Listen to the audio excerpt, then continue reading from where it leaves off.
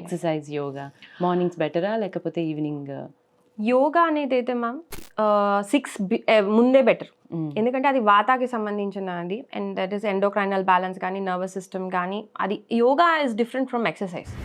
యోగా అనేదంతా కూడా మనకి endocrinal system, sympathetic parasympathetic balance దాని మీద ఎక్కువ వర్క్ అవుతుంది. ఎక్సర్సైజ్ అనేది ఏంటంటే it helps you to tone your muscle, మనకి ఎండార్ఫిన్స్ రిలీజ్ చేస్తుంది.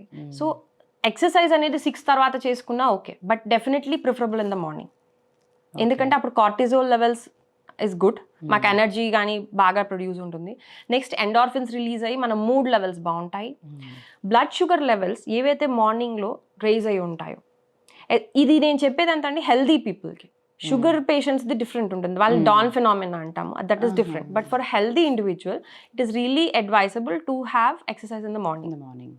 Tough, especially the tough exercise. అప్పుడు ఏంటంటే ఆటోమేటిక్గా బ్లడ్ షుగర్ రెగ్యులేట్ అవటం మొదలు పెడుతుంది. సో ఎక్సర్సైజ్ అనేది ఎప్పుడైతే మార్నింగ్ చేస్తామో మన ఎండ్యూరెన్స్ కూడా పెరుగుతుంది.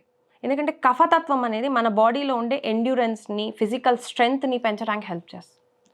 So that is the best time to do exercise.